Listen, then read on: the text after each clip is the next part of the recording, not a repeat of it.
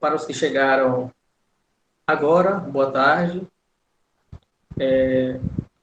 Estamos nos encontrando pelo Google Meet pela primeira vez e vamos tentar fazer uma aula mais interativa um pouquinho, né, diferente daquelas atividades que eu só mandava para vocês, onde eu escrevia, vocês respondiam e a gente tirava as dúvidas pelo WhatsApp. Tirando as dúvidas pelo WhatsApp, pelo sistema de mensagens do Sistema Bravo, aí tem a oportunidade também de tirar as dúvidas agora, ao vivo.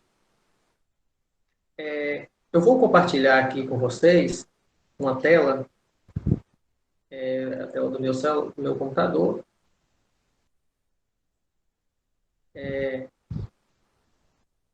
Eu vou abrir aqui. Vocês estão vendo aí? Estou ouvindo, sim. Isso. Vendo. Muito bem. Então, está aqui na tela de vocês a última atividade que a gente fez no mês de novembro, onde a gente começou a falar um pouquinho sobre a introdução à genética, que é um assunto do capítulo 10 do livro de vocês, bem quase no finalzinho. No ano passado, como a gente tinha aquela expectativa, principalmente no começo do ano,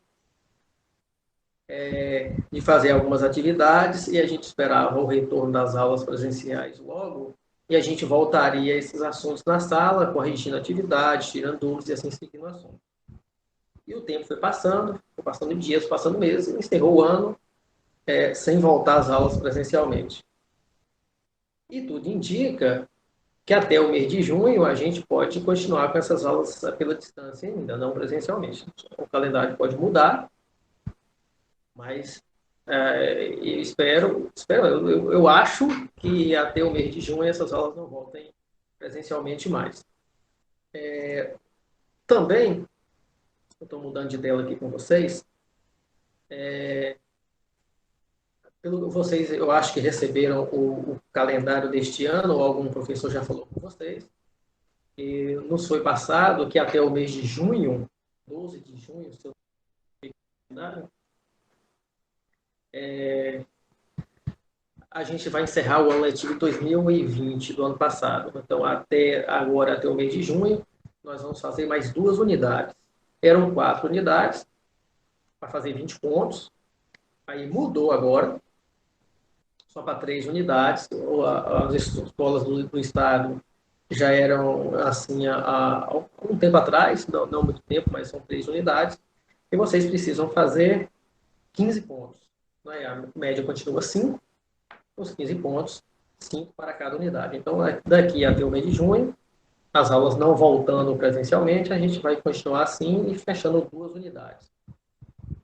Fechamos 15 pontos e assim conseguindo a média 5 e ser aprovado. Tá? Alguém quer perguntar alguma coisa sobre isso? Sobre a questão de notas, de unidades? Aí pode ficar à vontade. E de junho para o final do ano, professor? Isso. Aí a orientação que a gente recebeu é que o município, ninguém sabe ainda como que a pandemia vai se comportar. Né? Acreditamos que daqui até o mês de junho já melhorem as condições de saúde e assim a escola pode voltar. Voltando no mês de junho, aí vai começar o ano letivo em julho, né? Espera-se que vai ser finalzinho de junho e no mês de julho. Aí vai começar o ano letivo de 2021. Não é isso que nós estamos agora. E que talvez as condições de saúde do município como estejam, acredito que uma parte da aula vai ser na escola e outra parte vai ser à distância. E talvez lá em dezembro, janeiro, eu espero que assim encerre o ano letivo 2021. Aí começa 22 normal, lá para fevereiro, março de 2022. Então, a orientação que nós temos é que até o mês de junho a gente deve continuar assim, não se sabe direitinho, tudo pode mudar, né? Às vezes pode até voltar às aulas antes. E a gente encerra o ano letivo 2020. Em julho começa o ano letivo 2021, que talvez seja parte da aula na escola e parte da aula em casa. Né? Seria o ensino híbrido, talvez continue assim. Alguém mais? Pode ficar à vontade para poder falar. Professor, mas não ia, tipo assim, prejudicar nós porque vai ser menos tempo, assim, para um ano de aula? Vai mesmo. Sem dúvida, todos serão prejudicados, né? Nunca que vai ser igual antes. Então, eu acho que a tentativa das escolas, do município e de várias redes de escola estão fazendo isso é para não perder de tudo, né? O prejuízo já existe e vai ficar, não tem como, né? Se a escola, por exemplo, cancelasse o ano letivo do ano passado e fosse continuar em junho, por exemplo, vamos imaginar assim, vocês teriam perdido um ano e meio de escola, digamos assim, tá? Ou seja, o prejuízo, eu entendo, concordo contigo, que o prejuízo existe, ele vai ficar, mas a tentativa da escola é tentar diminuir um pouquinho esse prejuízo, tá? É verdade, você tem sentido com o seu raciocínio, tá? Alguém mais ou a gente continua com o assunto da... Ou a gente começa, né, com o assunto da nossa aula de fato mesmo da genética? Não? Então tá. Eu coloquei aqui essa tela em branco para vocês verem. E, e aqui está uma revisão da atividade do ano passado. Aquela atividade, essa atividade aqui, do dia 16 de novembro, onde eu passei esse texto aqui, para vocês darem uma lida, para vocês se inteirando do assunto genético. Tá? E eu coloquei aqui nessa tela os títulos, como se fosse assim, as chamadinhas que estavam lá no texto. Tá? A genética. A genética, vocês vão estudar esse assunto com mais profundidade na matéria biologia, que vocês vão ver essa matéria no ensino médio. A maioria de vocês estão aqui no SEI, vai para o Colégio Estadual Antônio Figueiredo. E algumas outras pessoas podem ir para outros colégios. Então, no ensino médio, primeiro, segundo, terceiro ano, vocês terão uma matéria nova, a matéria biologia.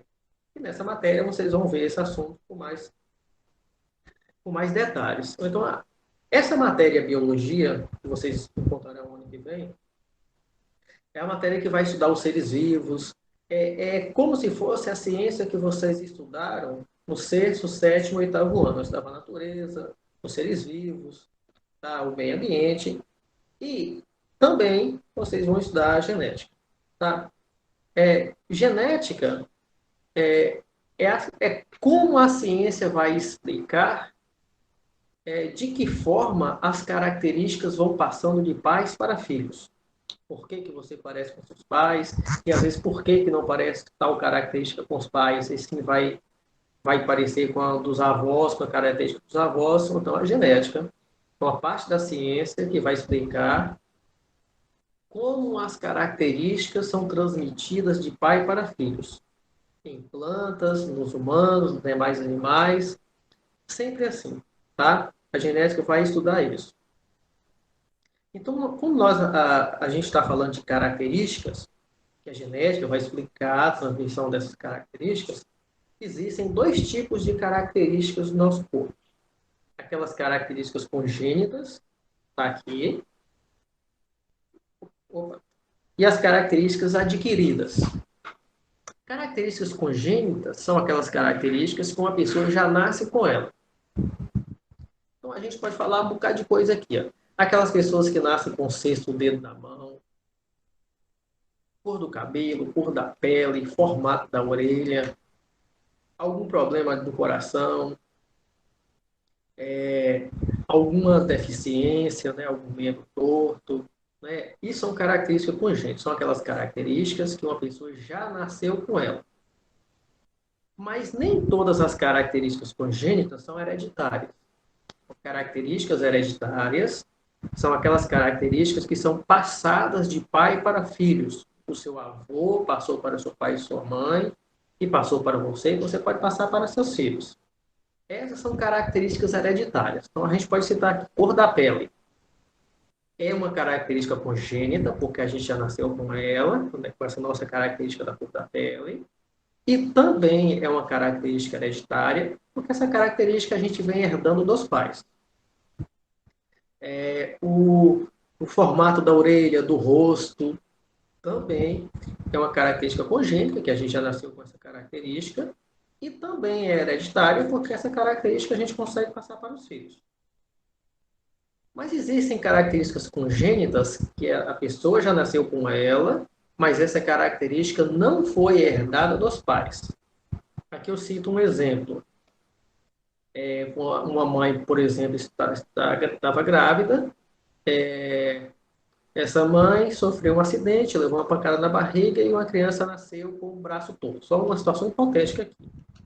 Então, é uma característica congênita, a pessoa já nasceu com essa característica e não foi hereditária, porque foi uma característica acidental. Outro exemplo também seria aqueles casos que a gente estava vendo da microcefalia. A chikungunya, zika vírus, lembra daquela época?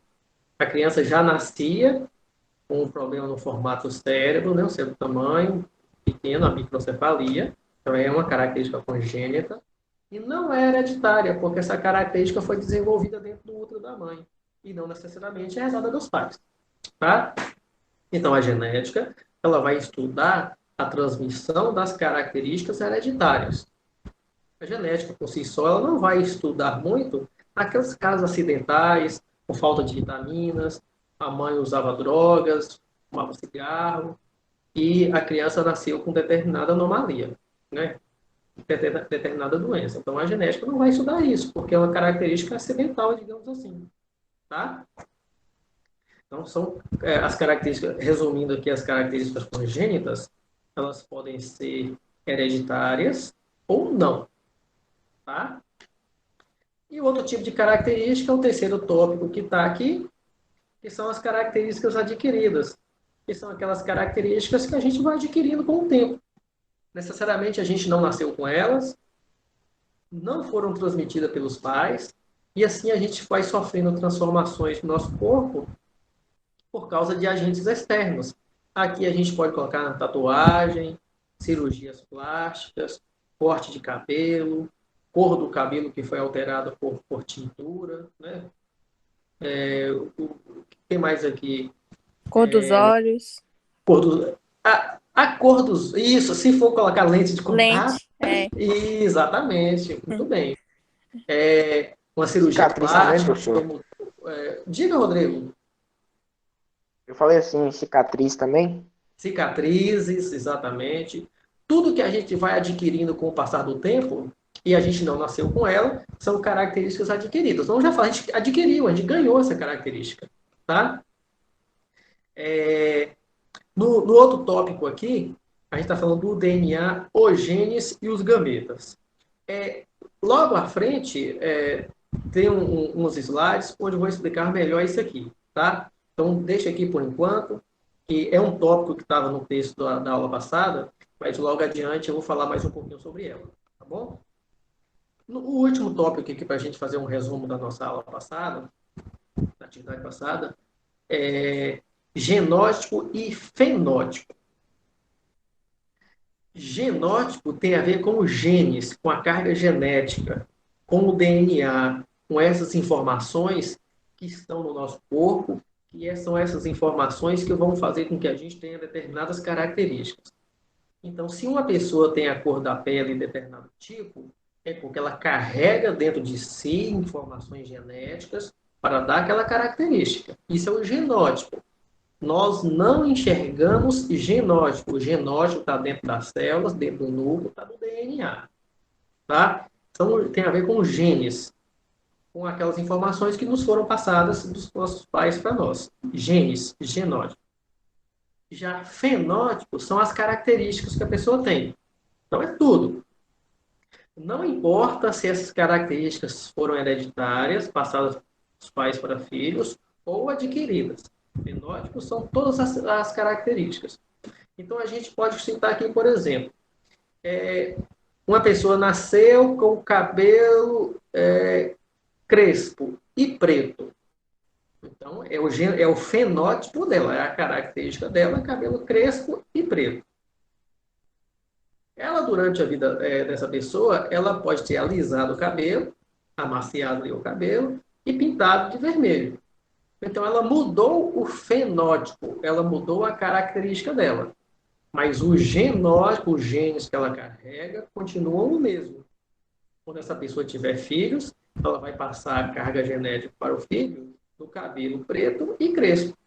Aquela característica que ela adquiriu é como se fosse uma cicatriz, tá? Não é transmitida para os filhos.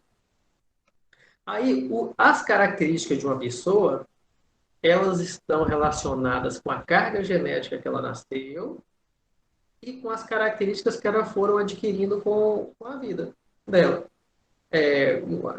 A pessoa nasceu com o nariz de tal forma. Tá? Ela vai e faz uma cirurgia plástica e corrige. Ela alterou o fenótipo, a característica dela. Mas os genes, o genótipo nunca se altera, né? Porque faz parte do patrimônio genético dela. Alguém quer perguntar, falar alguma coisa? Pode ficar à vontade antes da gente passar para o próximo.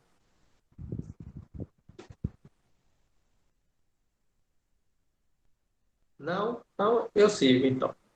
Tá? Então, aqui só foi o comentário da atividade passada. Na atividade de hoje, tem lá as perguntas. Vou até colocar as perguntas aqui. São essas perguntas aqui, está na tela de vocês, que é a atividade de hoje, não é isso? 7 perguntas, a primeira tem letra A, B e C. Eu vou ler as perguntas aqui para vocês, para a gente seguir. Então, a primeira está aqui, sobre Mendel, responda. Quem foi ele, qual a importância dele, com qual planta ele fez experimentos, aí segue o que são os cromossomos, o que são genes. Aí a quarta questão está falando dos cromossomos, da quantidade na vida de uma pessoa. Na quinta, genética. Gametas e os últimos cromossomos sexuais que a gente vai falar aqui. Eu não vou estar aqui lendo com detalhe um por um, porque vocês têm essas atividades, têm essa atividade com vocês. Então, vamos aqui. Toda vez que vocês forem ouvir em genética, certamente vocês vão ouvir falar desse cara aí. Gregor Johann Mendel, ou Gregor Mendel, tá? Gregor Mendel era um religioso, era um monge que vivia nos mosteiros. A própria foto está aí, vocês dá para poder ter uma ideia. Uma pessoa com a roupa toda clássica, né, com o crucifixo ali, era um monge. Viveu na Áustria, né, um país lá na Europa Central, e ele nasceu no ano 1822 e morreu em 1884. Se estivesse vivo, estaria completando agora neste ano seria 199 anos. Isso. Então já tem um tempinho, tá? A gente pode colocar ali que por volta de 150 anos que ele fez os seus estudos. E esse Gregor Mendel, ele é considerado o pai da genética. Quando o Mendel viveu e fez seus estudos, ninguém sabia nada ainda de células, de núcleo, de DNA, de genes. Essas informações ainda não faziam parte da ciência. Só para vocês terem aqui uma noção, a estrutura do DNA ela só foi descoberta no ano 1953. Mendel já tinha morrido faz tempo. E se descobriu direitinho como é o DNA.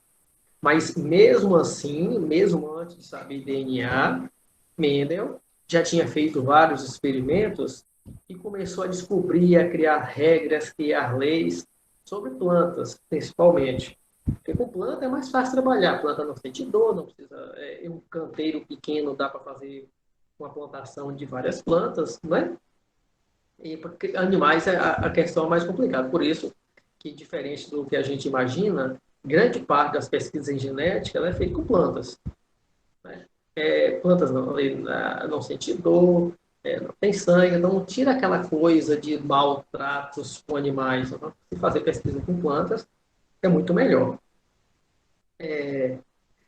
Mendel, ele estudou ervilhas. E por que ervilhas?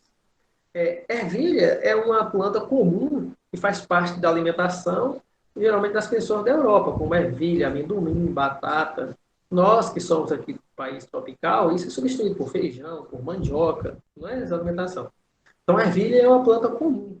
E ele escolheu fazer pesquisas com a planta ervilha, porque é uma planta pequena, em uma horta pequenininha, dá para se plantar várias sementes, É uma planta com ciclo reprodutivo curto. Em 3 meses já dá para ter o resultado, os frutos de uma semente que ele plantou. Tá? Então, dificilmente uma pessoa vai fazer pesquisa genética com, eu vou colocar aqui, ao Brasil, só uma situação hipotética. O Brasil vai demorar dezenas de anos para poder produzir os frutos. Então, a pessoa tem que começar um experimento hoje aqui e só colher os resultados 40, 50 anos depois. Então, é uma forma inteligente de se fazer pesquisa genética com plantas que têm um ciclo reprodutivo curto. Então, ela já tem os resultados, logo, um pouco tempo depois, ele planta a sementinha. Tá? Então, existe muitas pesquisas genéticas com soja, com milho, feijão, tá? Com trigo, com essas plantas que geralmente está mais presente na nossa vida, tem um ciclo reprodutivo curto. Tá? Outra característica que ele escolheu da ervilha é porque existe uma variedade muito grande de tipos de ervilha. Aqui vocês podem ver ervilhas com a vagem verde, vagem amarela, rugosa ao invés de lisa, a semente verde e a semente amarela. A ervilha que costumamos comprar nos supermercados tem a semente de cor verde, mas existe também a ervilha de semente de cor amarela, planta alta, planta baixa, flor de cor púrpura e flor de cor branca e assim por diante. Aí ele começou a fazer experimentos. Eu pegava uma ervilha com a semente verde, colocava para se cruzar, porque tem um pólen na flor, você já deve ter estudado isso lá em ciência, e se faz a reprodução com essas ervilhas, pega uma planta ervilha que tem a semente verde, pega outra planta de ervilha que tem a semente amarela, cruza-se essas duas ervilhas e vê o que é que vai dar. Então, Mendel fazia isso, né, na época dele. E ele começou a observar, toda vez que se cruzava tal planta com outro tipo de planta, o resultado seria de tal forma. Ele começou a escrever isso, tá? E começou a repetir experimentos e começou a criar regras. Então, ele poderia falar.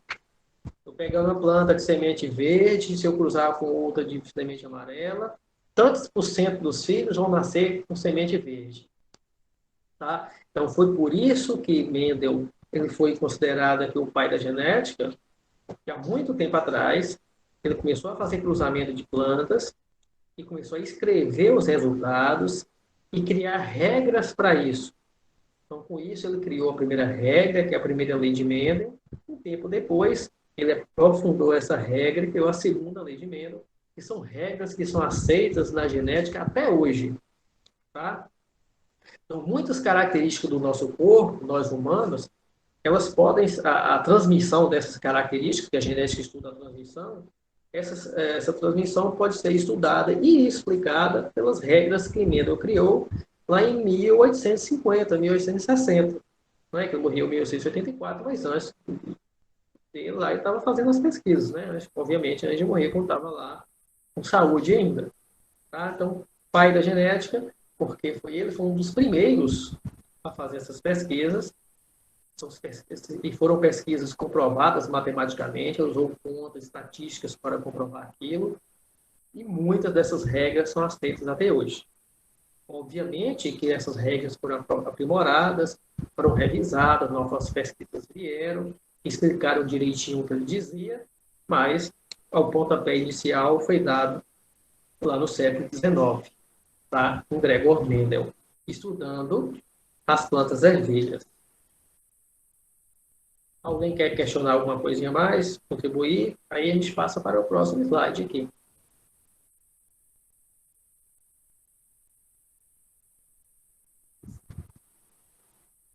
Não? Então vamos. Só uma curiosidade sobre Mendel. Ele concluiu um raciocínio, uma pesquisa dele, e foi apresentar essa pesquisa dele num congresso de botânica, onde ele estava estudando de plantas. E apresentou a primeira lei de Mendel, as primeiras regras dele. Ninguém deu valor na pesquisa dele, chamaram ele de doido, de maluco, brincando de Deus, porque estava prevendo como iriam sair as plantas. Ele não tem problema.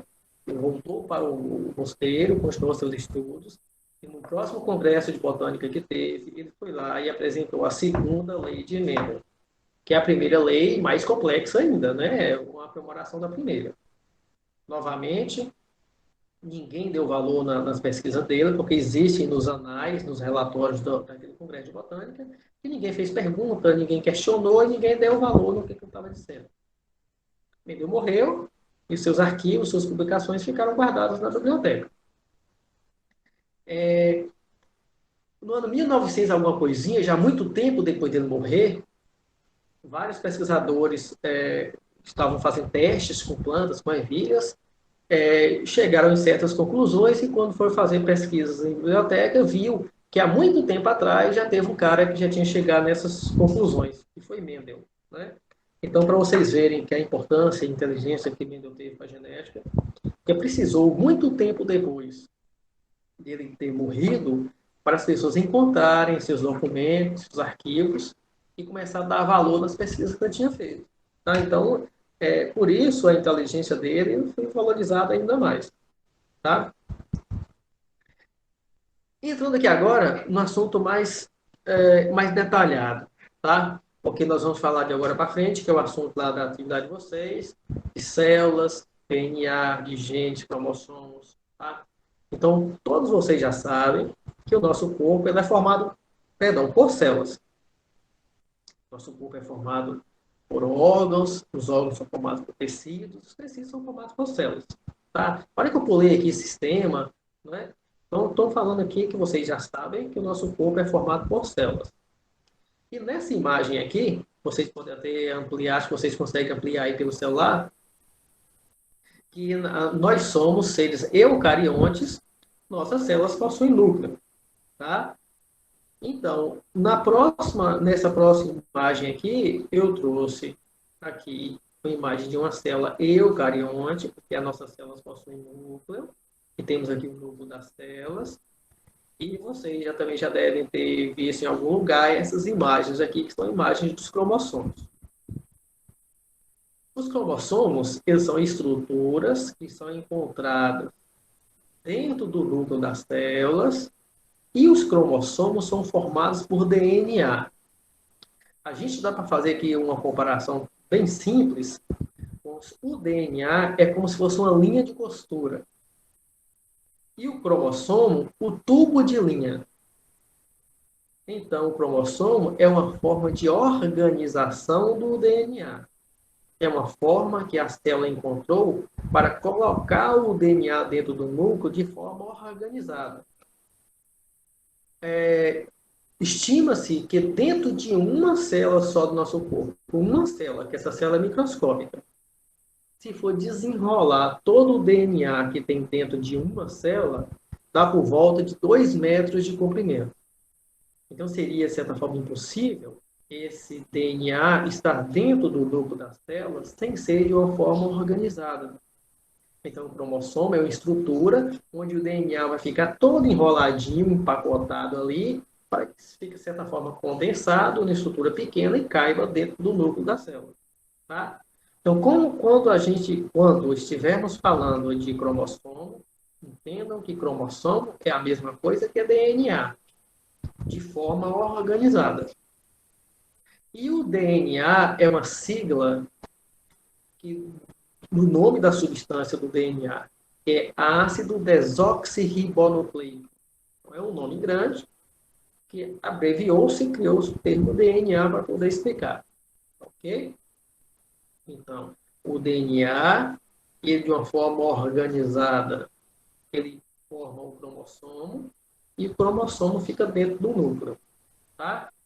No nosso caso, em nós humanos, esses 2 metros de DNA que possuímos, ele está organizado em 46 pedaços.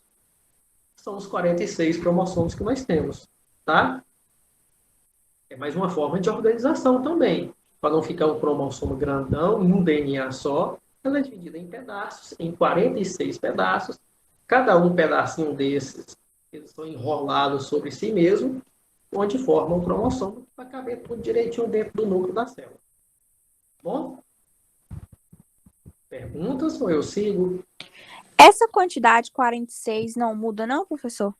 No nosso corpo, não. Se mudar, dá doença. Cada espécie tem a sua quantidade própria de cromossomos. Tá? A nossa espécie humana é 46. Macacos, plantas, cavalo, boi, coelho, cada um vai ter a sua quantidade própria. No nosso caso, se aumentar um ou tirar um apenas, isso vai dar uma doença. A síndrome de Down, por exemplo, que vocês conhecem, a pessoa tem 47 cromossomos. Tá? No par 21, que eu vou mostrar ali à frente a vocês, ao invés de ter 2, tem 3. Ou seja, qualquer alteração dessa dá uma doença. Tá? Se mudar um pedacinho só aqui, a pessoa já vai nascer com uma doença. Imagine um cromossomo a mais. Tá?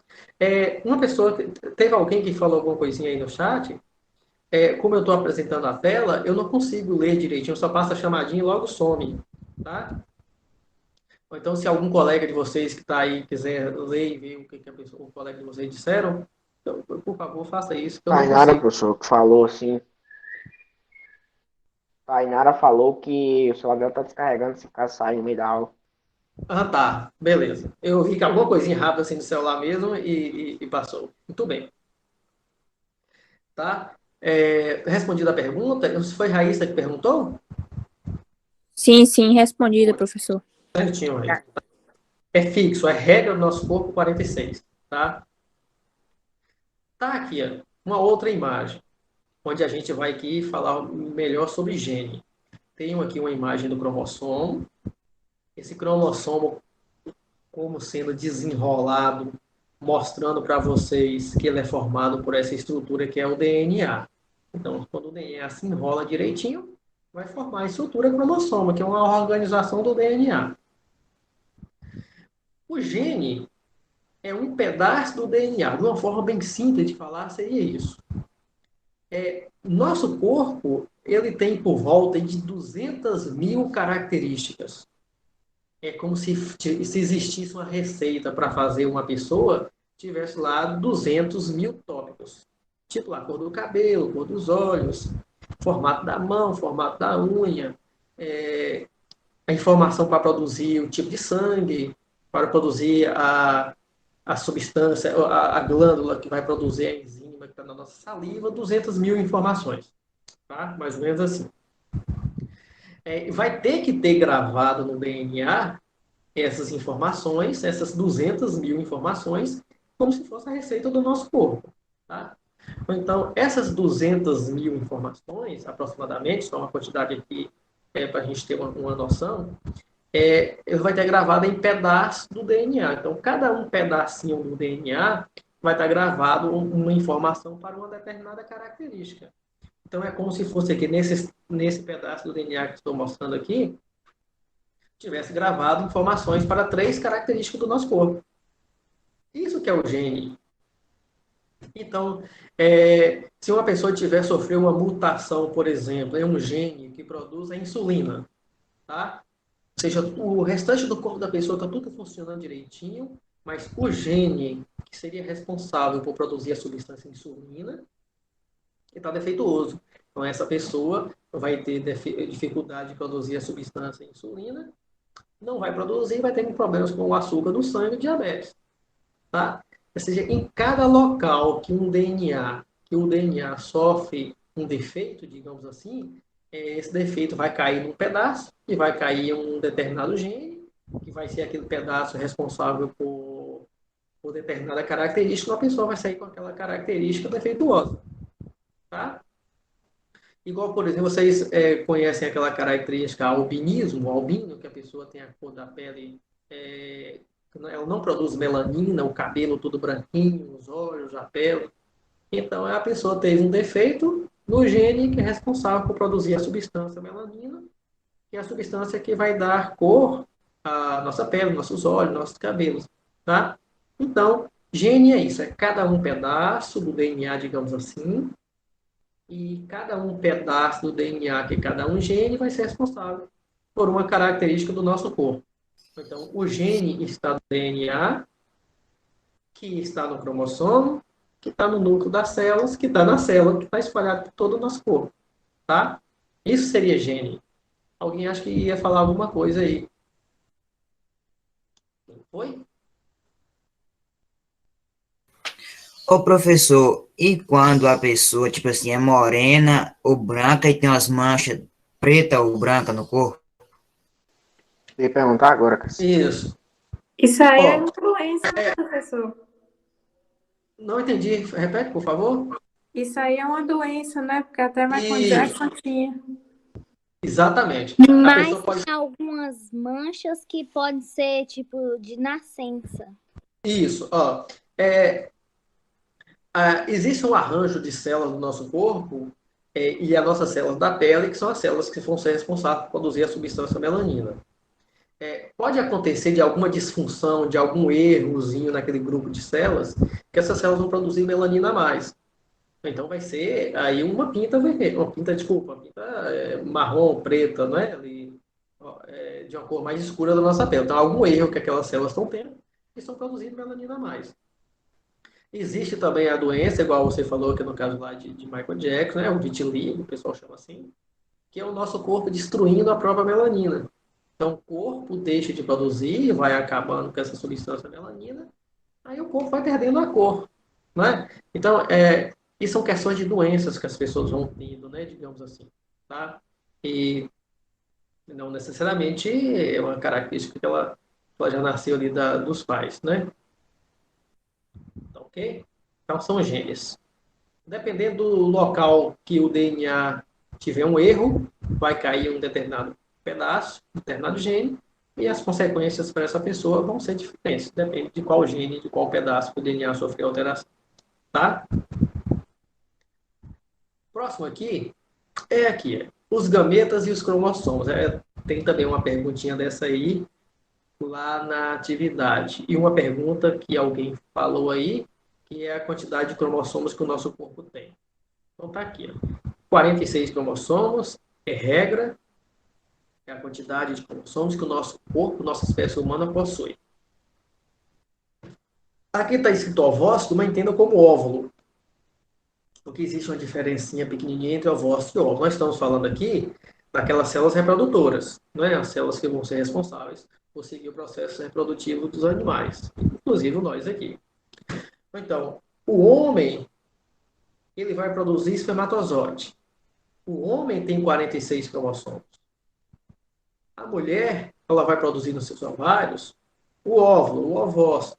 E a mulher possui 46 cromossomos.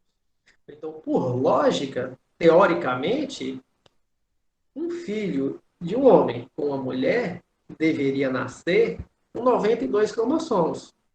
Porque está somando 46 cromossomos da mulher com 46 cromossomos do homem. Mas isso não acontece. Como eu disse antes, se uma pessoa nascer com 47 cromossomos já nasce com uma doença, imagine se nascesse com 92. Na verdade, as pessoas nem nascem. Tá? Ou seja, aqui eu vou estar respondendo uma pergunta da atividade de o porquê que essa quantidade ela não vai aumentando nunca. E permanece fixa em 46. Tá? Ou seja, não é simplesmente 46 mais 46 que vai formar o zigoto, que é a união do óvulo do espermatozoide. Antes disso, as células do nosso corpo que vão se transformar em óvulo e em espermatozoide, eles passam por um processo chamado meiose, que é um tipo especial de divisão celular, onde vai acontecer isso aqui no próximo slide. Temos aqui a mulher com 46 cromossomos, o homem também com 46 cromossomos. No processo de preparação para a reprodução, no processo de produção do gameta, do óvulo na mulher e do espermatozoide no homem, passa por um processo chamado meiose, que é um tipo especial de divisão celular, onde o óvulo vai sair apenas com a metade da quantidade de cromossomos da mãe e da mulher. A mulher tem 46 cromossomos, o óvulo produzido por ela só vai ter a metade, 23. Exatamente o mesmo processo vai acontecer com o homem. O homem tem 46 cromossomos. Quando ele vai produzir os seus espermatozoides, passa por um processo de meiose, onde vai produzir espermatozoides com a metade da quantidade de cromossomos também. Então, o óvulo com espermatozoides tem apenas 23 cromossomos cada um. No processo de fecundação, quando vai juntar os 23 cromossomos do homem, do espermatozoide, com os 23 cromossomos do óvulo da mulher, vai voltar e reestruturar a quantidade original, que é 46, que vai formar uma criancinha, que ela vai sofrer do processo de mitose, que é a multiplicação da quantidade de células, e essa pessoa vai crescer e se transformando em um homem ou uma mulher, dependendo do sexo da criança. Aqui tem outro termo do lado que eu não falei, está falando agora, que é o 2N. E aqui no óvulo só tem um N.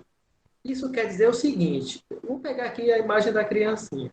A criancinha tem 46 cromossomos, não é isso? Desses 46 cromossomos que a criança tem, a metade veio do pai, 23, que veio aqui do pai, e a outra metade veio da mãe. Isso porque os cromossomos eles estão organizados aos pares. Tá? De cada par de cromossomo que possuímos, um representante desse par vem do pai e outro representante vem da mãe. Então, esses dois N, 2 quer dizer o par. Então, o homem tem 2N, porque esse homem também, obviamente, ele é filho do pai e da mãe dele. Esse homem recebeu a metade das informações genéticas do pai e da mãe. Então, nele formou 2N. Já o espermatozoide e o óvulo é apenas N, porque só tem a metade. O óvulo, que se 2N é 46, N só é a metade, 23. Tá? Por isso que a quantidade de cromossomo da nossa espécie ela é fixa, ela é 46.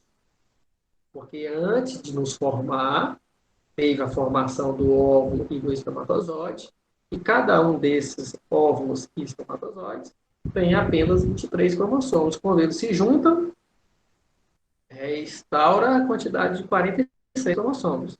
Tá?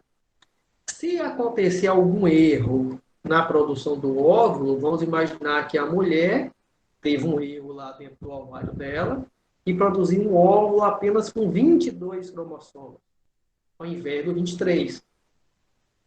Quando esses 22 cromossomos se juntam com os 23 do espermatozoide, não vai dar os 46, vai dar 45. Uma síndrome, uma doença. Porque não está os 46, que é a quantidade correta. Vai estar faltando DNA no corpo dessa pessoa. Tá? E se acontecer o inverso, se a mulher, ao invés de produzir 23, produzir 24, com 23, vai dar 47. Um cromossomo a mais, DNA a mais no corpo dessa pessoa. Doença também. Então, Professor, oi. aí eu tenho uma pergunta rápida aqui. Por exemplo, hoje já tem como saber, por exemplo, se o homem ou a mulher produzem, vamos supor, 22, por exemplo, no espermatozoide não tenha 23 e tenha 22, tem como saber isso já ou não?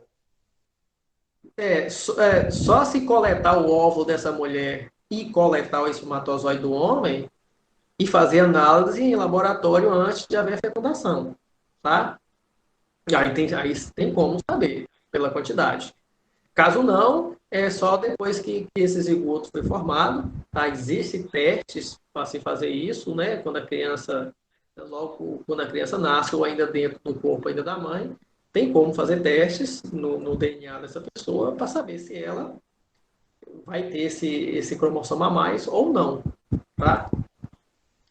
Geralmente nas reproduções assistidas em fertilização in vitro, é feita essa análise. Então, quando uma pessoa está com dificuldade, uma mulher está com dificuldade de engravidar, então, coleta-se o óvulo do ovário dela, coleta-se o espermatozoide do homem, essa fecundação, essa junção do óvulo com o espermatozoide, ela é feita no laboratório. Esse zigoto, esse embriãozinho que é formado, vai começar a se desenvolver no laboratório ainda. Então, aí tem como se fazer teste no zigoto, no embrião. é para saber se ele tem alguns problemas genéticos, cromossomo a mais ou cromossomo a menos, e se detectar que algum embriãozinho tem cromossomo a mais ou a menos, aquele não é colocado no corpo da mãe. É colocado no corpo da mãe aqueles embriões mais saudáveis, tá? Agora, para saber de dentro do corpo da mulher e do homem se tem esses defeitos, aí não tem. Só depois de coletado e fazer exames no laboratório. E nesses casos, é só em casos de fertilização in vitro, né? A fertilização ela é feita no laboratório. A criancinha começa a ser formada no laboratório embrião. Ela é colocada dentro do útero da mãe para continuar o desenvolvimento. Aí, nesse caso, tem como saber, não é? Claro, porque está fora do corpo da mãe, tem como fazer testes antes de colocar o embrião no corpo dela. E sempre como se faz isso, dá tempo para escolher o sexo, não é? Que a criança vai nascer. Separa-se os embriões machos e fêmeas e coloca o tipo de embrião que aquela mulher deseja. Tá? Aí tem como. Tá? Algo mais? Beleza. Não, só isso mesmo. Respondido. Certinho. Fora do corpo dá para fazer um bocado de coisa, né? Tá aqui o próximo. Tá? Aqui eu coloquei uma imagem dos 46 cromossomos que cada uma de nossas células tem. Tá? Esses 46, eles estão organizados aos pares. Então, eu tenho aqui o par 1, par 2, par 3. Cada um riscozinho desse aqui é um cromossomo. E assim por diante até o par 23, que aqui dá chamado de X e Y. Tá? Cada um representante desse par, um representante vem da mãe e outro representante vem do pai. Então, eu tenho aqui no par 1. Um desse veio da mãe e outro veio do pai. No par 2, um da mãe e um do pai. No par 3, um do pai e um da mãe. E assim por diante. E se a gente pegar os 46 e separar os pares, aí vai dar 23, óbvio, não é? Que 46, 2 a 2. Separar cada um desse par vai dar 23, que são aqueles 23 que vêm da mãe e que vêm do pai. Tá? No último par, o par chamado 23, que está no cantinho aqui embaixo, que eu circulei, que foi eu que circulei para destacar para vocês, esse último par, o par 23, é onde estão os cromossomos sexuais, que são aqueles cromossomos que vão ser responsáveis por determinar se uma pessoa vai ser menino ou menina, macho ou fêmea. O último par. Esse par sexual, ele tem dois exemplares, um chamado de X, aqui, e o outro chamado de Y. Cadê o mouse aqui que você está aqui? Um chamado de Y. Se nesse par, se uma pessoa nascer com uma pessoa for gerada, nascer com os dois do tipo X, vai ser mulher. E se nascer um tipo X e o tipo Y, vai ser homem. Não existe a possibilidade de nascer os dois tipos Y, tá? Não existe. As únicas opções é nascer X, os dois cromossomos do tipo X, ou um cromossomo do tipo X e o outro do tipo Y. Se for X, mulher. Se for X, Y, homem.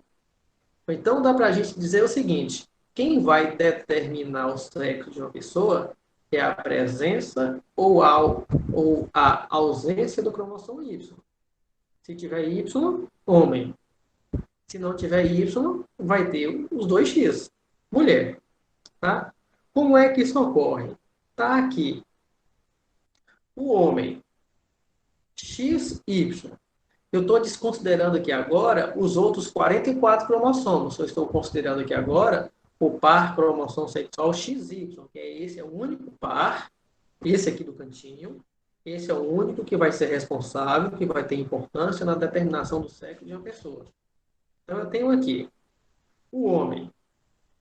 Ele tem um cromossomo X e um cromossomo Y. Ele é homem porque tem X e Y. Óbvio. E uma mulher. Esse é o sino da cruzinha para baixo, é o sino internacional de mulher. O sino da setinha para cima, o sino internacional de homem. Você já deve conhecer. A mulher, ela vai ter os dois cromossomos do tipo X, como está aqui. Lembra quando eu falei com vocês há pouco tempo atrás que quando o homem ele vai produzir seus espermatozoides, ele vai produzir apenas espermatozoides com 23 cromossomos? Então, esses 46 cromossomos que eu estou mostrando aqui do homem, ele vai separar os pares. Cada espermatozoide vai ter apenas um desses dois cromossomos do par 1. Vai ter apenas um desses dois cromossomos do par 6. Então, se cada um desses pares são separados, vai ficar apenas 23, que é aqueles 23 que eu mostrei aqui que o homem tem nos espermatozoides. O mesmo vai acontecer com a mulher quando ela vai produzir seus óvulos. Os 46 cromossomos que ela tem, ela vai separar os pares. Cada um par desse vai levar apenas um representante, que vai ser os 23. Então, o homem, quando ele vai produzir seus espermatozoides, esse par de cromossomos X e Y, ele é separado. Vai ter espermatozoide que vai carregar apenas o cromossomo X e vai ter espermatozoide que vai carregar apenas o cromossomo Y. E nunca cada espermatozoide vai carregar os dois, porque o processo de meiose, que é aquele tipo especial de divisão celular que vai produzir os gametas, na meiose os cromossomos vão ser separados dos pares. Então, se o homem produzir lá por dia 200 milhões de espermatozoides, desses 200 milhões, 100 milhões deles vão carregar o cromossomo X e a outra metade, 100 milhões, o cromossomo Y. Já a mulher, ela tem apenas o cromossomo do tipo X, dois iguais, X, X. E na hora que essa mulher vai produzir os seus óvulos, esse par também vai ser separado. X. Mas só que como ela só tem do tipo X, metade dos óvulos, dessa mulher vai carregar o X e a outra metade X também. Então, todo óvulo da mulher vai carregar o cromossomo X, porque ela só tem X. Os espermatozoides do homem, daqui com a caudinha, a metade dele vai carregar o X e a outra metade vai carregar o Y. É aí que vai ser determinado o sexo da criança. Se o espermatozoide do tipo X do homem se encontrar com o óvulo da mulher, que vai ser sempre tipo X, então vai juntar dois X. X do homem com X da mulher. XX vai nascer menina. Se ao acaso, que é aleatoriamente, o espermatozoide do homem que está carregando o Y se encontrar com o óvulo da mulher que vai estar carregando sempre o X, aí vai nascer XY. Aí vai nascer homem. Então, a probabilidade é que a metade dos filhos nasça menina e outra metade menino. Toda gestação, a probabilidade de nascer menino e menina é a metade. E essa metade vem daqui, dos espermatozoides, porque a metade dos espermatozoides estão carregando X e a outra metade vai estar carregando Y. É assim que é determinado o sexo de uma pessoa. Então, como eu tinha comentado lá com o Rodrigo, tinha perguntado, só dá para determinar o sexo dessa criança quando ela é formada. Né? Geralmente, nos laboratórios, espera-se fecundar primeiro, forma assim, vários embriões, 10, 15, do laboratório, e no laboratório de reprodução vai analisar de qual tipo que a mulher deseja que seja implantado no corpo dela. Seria o sexo dessa pessoa. Tá? Alguma coisa mais? Não. Não. Esse é o último slide que eu tinha separado aqui, que eu tinha feito mais ou menos um plano para 1 hora, né, de 50 minutos a 1 hora, porque passando disso vai ficando chato, cansativo. Então, eu coloquei aqui só um resumo, uma explicação bem básica desse tema. E vocês podem ficar à vontade para poder perguntar, para poder falar alguma coisa. Aí, depois disso, a gente já vai encaminhando para encerrar. Mas eu programei para 1 hora dessas explicações aqui. Aí vocês podem ficar à vontade de perguntar mais. Eu fico aqui até o tempo que vocês julgarem necessário e quiserem perguntar. Né? Não é que eu planejei de 1 hora que eu encerro aqui com 1 hora, não é isso. Tá? Só para me ter ideia do tempo aqui. Tá? Uma explicação, de certa forma, um tanto rápida, né? Para não ficar aqui que detalhando demais cada assunto, porque aí eu tinha que ficar a tarde toda com vocês, e a tarde toda ninguém aguenta ficar. É cansativo para você estar assistindo, até menos para mim. Não é que enjoa ficar assistindo aula esse tempo todo. Deixei eu aqui para a apresentação aqui, para eu ver, para poder ver vocês.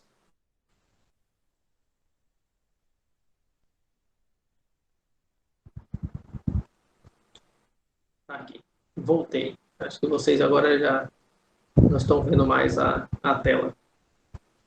Tá? Eu busquei falar mais ou menos sobre a parte que está no capítulo que pode ajudar bastante a vocês a responder a atividade. Por isso que eu coloquei lá a orientação de que, caso queiram, caso prefiram, deixasse para poder responder a atividade depois da aula, que pode ajudar vocês bastante nisso. A aula está sendo gravada, tá? Então, não é para poder censurar vocês, não, é só para eu ter ela gravada, para eu colocar lá no Sistema Bravo e colega de vocês e vocês próprios queiram, na hora de responder a atividade, voltar e ver direitinho o que eu falei. Falar que tem alguns colegas de vocês que falaram que não podiam porque estavam trabalhando, tinha outros compromissos. Então, sempre nas aulas que eu vou fazendo, eu gravo e coloco disponível para vocês assistirem em outro momento. Tá? O que mais?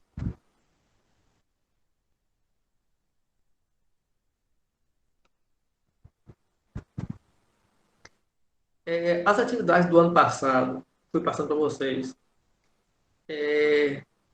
Eu procurei não colocar perguntas muito aprofundadas, porque naquele instante a gente não estaria aqui para poder estar ajudando vocês a explicando os assuntos, tá?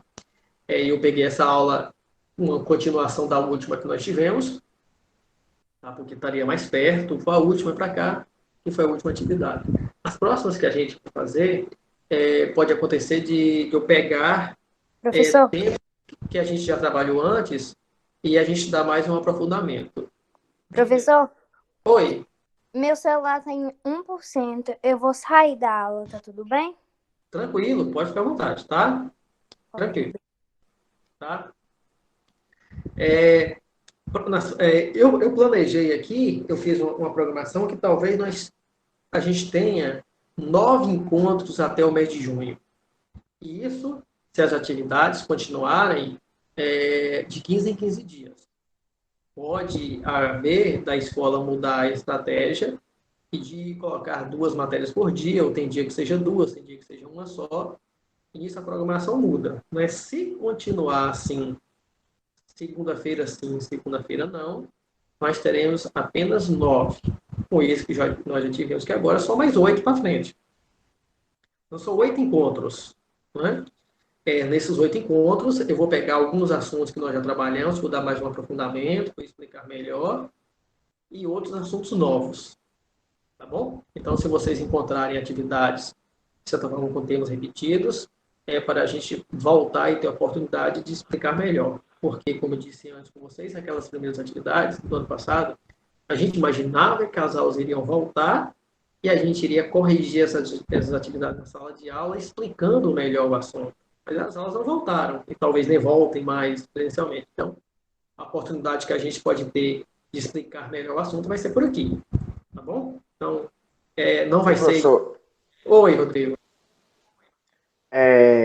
eu vou falar aqui, né, que é bom o ponto de vista da gente, Claro, tanto essa aula de hoje quanto a aula de história, que a de história, eu acho que, se eu não me engano, já é a quarta, já parece, que a professora faz, que ela está fazendo desde o ano passado, e essas aulas são boas porque, por exemplo, ainda mais assim agora que vocês professores estão voltados em explicar o assunto primeiro para depois a gente fazer a atividade, porque ano passado a professora de história, Dan, a gente tava fazendo atividade e aí ela mantinha tipo assim, ela corrigia a atividade só que com uma explicação, sabe? Então, acho que muita gente, uma das matérias que conseguiu mais desenrolar foi história, porque além de dela mandar PDF, livro, e aí ela ia corrigindo essa atividade ao mesmo tempo explicando.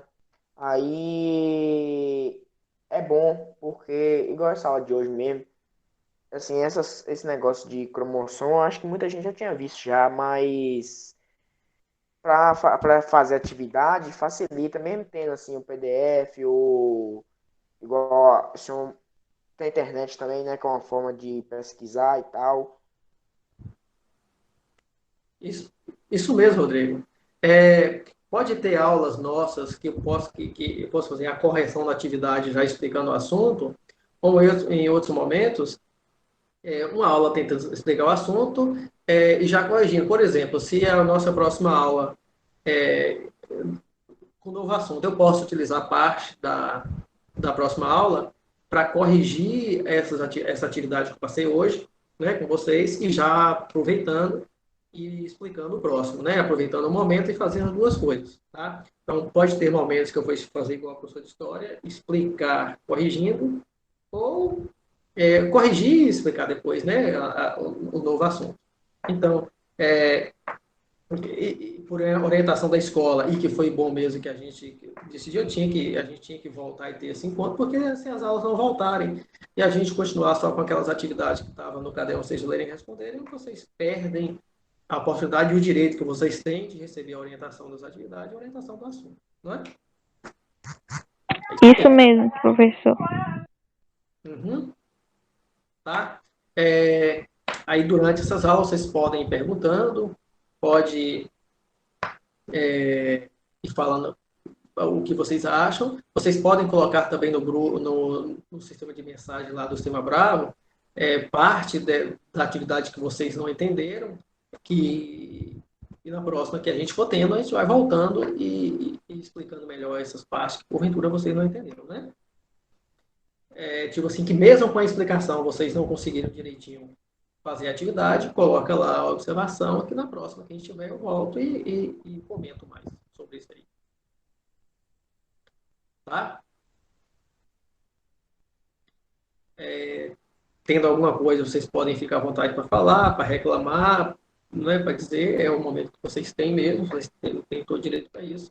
Caso não, a gente já pode ir encerrando por aqui, tá? Mas eu estou a tarde toda livre aqui, disponível para poder ficar com vocês, tá? Não estou falando que para eu sair não é para acabar logo, né, com vocês.